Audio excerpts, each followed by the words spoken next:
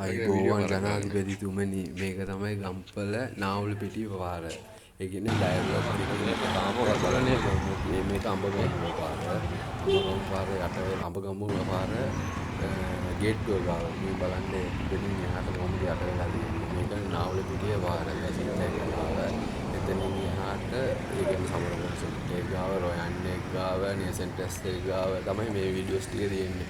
ඒ කියන්නේ දැන් වීඩියෝස් තියෙනවා යට වෙච්ච වීඩියෝස් තියෙනවා. දැන් ඉතින් ඒ වීඩියෝස් දාලා වැඩක් නැති ඉඳලා තමයි දැන් තියෙන තත්ත්වේ රටට සමහර වෙලාවට මං හිතන විදිහට දන්නේ නැතුව ඇති. ඒකයි මේ වීඩියෝස් ටික මම දාන්නේ. අයිකෝත් දැන් සෑහෙන මිනිස්සු අනාථ වෙලා ඉන්නේ ඉඳලා ගම්පලට පොඩ්ඩක් සැලකිල්ලක් දෙන්න වෙයි කොහොමත් අයිකෝත් නැද. හරි නැති වෙච්ච මිනිස්සු ගංගාවතරේ ගාගෙන ගිහිල්ලා එන්නේ මොන වෙලා නැති වුණා. හරි එතකොට දැන් ඉන්නේ මිනිස්සුවක් කාලා දීලා ඉන්නෝනේ දෙයින් කියලා අයිකෝත් දැන් දවසකට දෙන්න පුළුවන් දෙකකට දෙන්න පුළුවන් සතියකට දෙන්න පුළුවන්.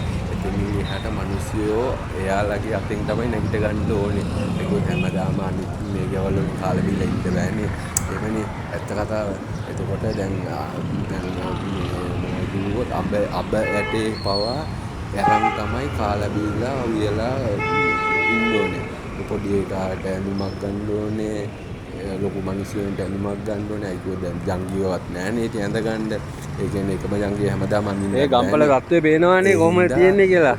මේ ගම්පල අඹගම පාර සමරකෝන් සෙට් එකට මෙහා PSI එක සතෝසේකේම තියෙන්නේ ඒ හරිය. කොහොමද තියෙන්නේ කියලා පේනවනේ. මුළු ලංකාවම යට වෙලා මිනිස්සු කොහොම එනං බේරලා ඇද්ද කියලා පොඩ්ඩක් තේරුම් ගන්නයි තියෙන්නේ.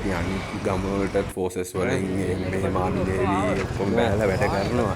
මේ බලන්න ගම්පල තත්ත්වය කොහොමද කියලා. මෙතන එහෙම අඩි 30ක් විතර වතුර පිරලා මේ වෙවිලා තියෙන්නේ දැන්.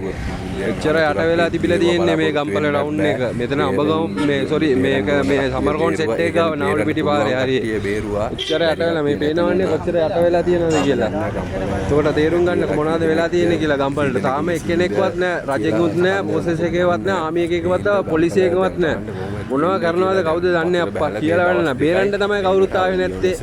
දැන් පළ පිටින් ඉන්න මිනිස්සුන්ට හරි සලකන්න එක මිනිසෙක් නැහැ කියලා හිතද්දි තමයි දුක. බලන්න බෑ දුකයි. පේනවනේ බැංක් එක කොහමද ඔතනට වතුර එන්නේ ඇවිල්ලා තියෙන කියලා බලන්න ග්ලාස් එක ගාවේ මේ සතෝ මේ පුත් සිටි එහෙම කට්ට කපලා ස්ලැබ් එක උඩ වතුර ඒ කියන්නේ අඩි 12 15 කියලා වතුර ඇවිල්ලා තියෙන්නේ ඕනේ ළමයි ඉන්නවා කියලා වැඩක් නැහැ. ඒ වුණාට තාම කවුරුත්ම නැහැ. මොනවා කරනවද දන්නේ නැහැ. දන්නේ නැහැ නේ. ඒතකොට ඒ ළමයි බිස්කට් එකක් කියලා ඒ කිව්වා උඩ වෙන වතුර ඇවිල්ලා නේ. කරගෙන දෙන්න සල්ලි නැහැ. ඒ කියන්නේ අඩි 15ක් වගේ ඇවිල්ලා නේ. 15ට වැඩි නේ 25ක් හරි ඇවිල්ලා නේ. කතා කරනවා නෙවෙයි. ඒ හින්දා පොඩ්ඩක් ගම්පල දෙනවා පොඩ්ඩක් ඔයාලා බලන්න කියලා මම කියන්නේ ජනවිරෝධීතුමනි. ඔයා පොඩ්ඩක් මේ වීඩියෝ එක කාට හරි පුළුවන් නම් අයිකෝත් මම දන්නේ කොහොමද එයාට යවන්නේ කියලා රජයට මම try කරා. මගේ පැත්තෙන් යවන්න ඇත්තටම කිව්වොත් මම try කරා කවරේජ් එක නැති හින්දා බෑ. බලන්න ලේසන් ටෙස්ට් එක මේ හරිය මගේ FB එක වැඩ කරන්නේ. ඒක කොච්චර දුරට වතුර ඇවිල්ලා තියෙන්නේ කියලා බලන්න. ඒ වුණාට තාම මීඩියා එකෙන්වත් පොලිසියෙන්වත් ආමි එකෙන්වත් රජෙන්වත් කවුරුත්ම නැහැ. මේ රජයක් තියෙනවද නැත්නම් ආමි ෆෝසස් පොලිස් ඉන්නවද කිසිම දෙයක් දන්නේ නැතුව තියෙනවා අප්පා. මාර ප්‍රශ්නයක් වෙලා තියෙන්නේ මේ ගම්පල සිටුේෂන් එකයි.